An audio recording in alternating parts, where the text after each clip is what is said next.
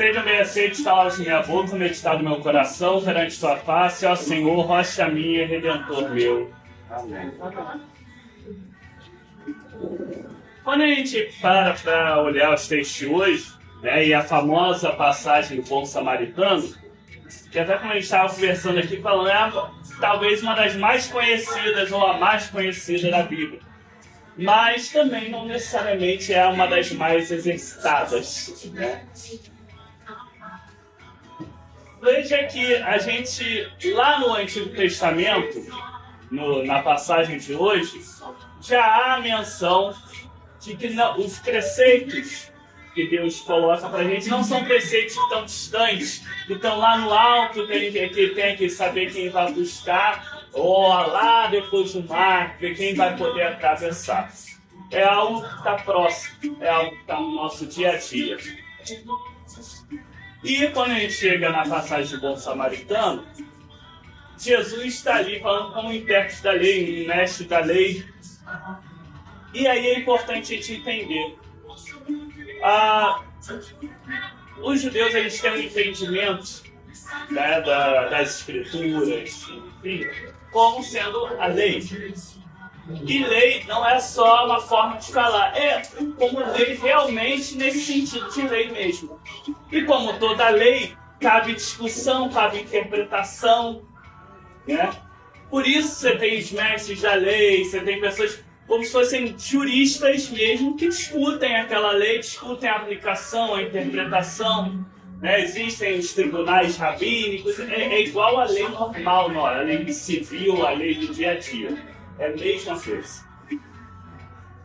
E, conversando com Jesus, esse mestre da lei ele começa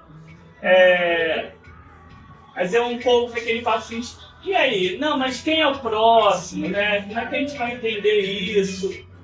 E a própria passagem de hoje diz que assim, não era que realmente ele não entendia, ele estava dando ali um migué, digamos assim. Mas quem é o próximo? A gente tem que pensar e tal. Porque isso a gente vê até hoje. Você tem um crime, alguma coisa que acontece, aí o advogado, não, mas aí começa a achar um monte de possibilidades, de levantar, mais ou menos isso que estava acontecendo. E Jesus conta a parábola do bom samaritano, da forma bem prática e objetiva de mostrar quem seria o próximo. Na parábola ele bota, essa parábola às vezes ela perde muito sentido para a gente hoje, o impacto que ela teve na época, porque Jesus coloca os dois exemplos mais admiráveis para aquele povo, naquele momento, como os que fizeram errado.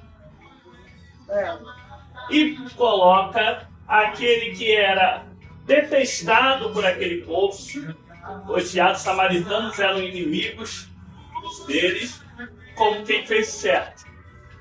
Só essa parábola em si já era um choque absurdo, né? É como se fosse contar uma história em que o personagem principal, o personagem que faz o bem, é aquele que a gente mais detesta. Como assim? Né? Só essa palavra já foi muito chocante para quem ouvia. Mas Jesus está fazendo isso de propósito. Além de criar um choque realmente na cabeça das pessoas, porque mostrando que muitas vezes aquilo que a gente valoriza, aquilo que está na nossa mente, não é o que é importante realmente. Não era aqueles que estavam nas posições principais, inclusive religiosas, que foram os que agiram conforme Deus queria.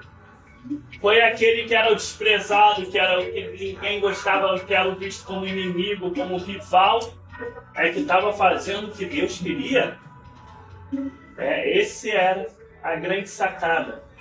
Como que Deus quer é acessível para todo mundo. Como nossos preconceitos, nossa visão, as coisas que nós ligamos muitas vezes, as vaidades, os status, as coisas todas, não tem valor real. O que realmente importa é aquilo que é feito com o coração. E aí quebra-se toda a forma de pensar, a forma de viver, a forma de ser. Entender isso nos faz entender que às vezes a gente quer complicar muito as coisas, como o mestre da lei estava fazendo ali. Não, mas o próximo, quem é o próximo? Quem pode ser contado como próximo?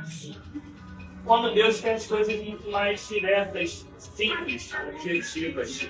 As coisas que podem ser feitas por todos nós, quando nós discermos a fazer. Essa forma de entender que a nossa comunhão com Deus deve ser vivida no dia a dia, que não há diferença, não deve haver pelo menos, entre aquilo que a gente entende que Deus quer, aquilo que a gente entende como sendo algo espiritual e aquilo que acontece no nosso vida. Isso aí.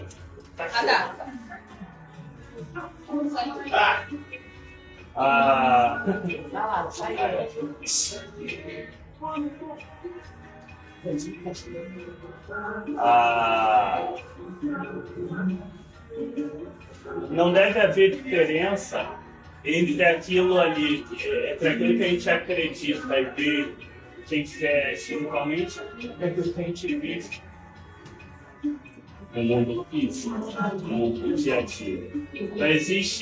Não existem duas realidades, existe uma realidade. As duas coisas estão conectadas. Aquilo que a gente entende como agradável a Deus não pode estar desconectado do que a gente vive no nosso dia a dia. É claro que nós temos nossas limitações, nossas fraquezas. Nós não somos perfeitos, nem tudo nós conseguimos fazer. Até mesmo no exemplo que Jesus dá, o samaritano, ele não consegue resolver todos os problemas de uma vez. Ele se dispõe, ele socorre o cara, faz ali o que ele conseguia fazer, né? Usa ali o vinho para limpar as feridas, o óleo e tudo mais. E ele depois se compromete a voltar e tentar continuar ajudando. Mas ele não conseguiu fazer tudo. Nós também não conseguimos fazer tudo. Não é isso que Deus está cobrando de nós. Que nós façamos as coisas mais mirabolantes. Mas no que a gente pode fazer, no que a gente pode viver, no que está ao nosso alcance, nós devemos sim constantemente buscar. A nossa fé não deve ser algo só que está na nossa cabeça, no nosso coração, mas é uma fé que deve estar no nosso corpo inteiro, deve estar no nosso braço, deve estar na nossa vida.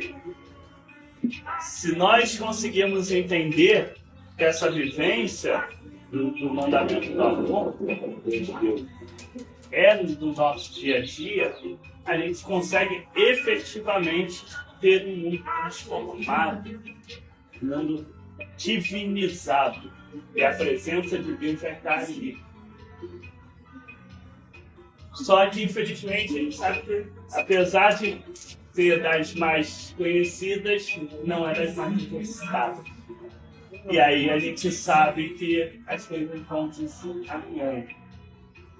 Mas se buscar Deus na simplicidade, na proximidade, no dia a dia, Deus no encontro, no afeto, nas pessoas, nas coisas que estão próximas de nós temos a certeza de que ali sim nós vamos verdadeiramente viver com a graça a Ele. Esse é o nosso desafio sendo samaritanos. Irmos muitas vezes contra o que se espera. Não nos deixarmos levar por muitas elucubrações, gente que quer complicar muita coisa. Nós queremos viver na pureza, na simplicidade do amor de Deus. E aí nós vamos conseguir transformar, contaminar um pouquinho o mundo ao nosso redor com essas sementinhas da graça, do amor. Que Deus nos abençoe cada vez mais no discernimento para conseguirmos viver na simplicidade do Evangelho.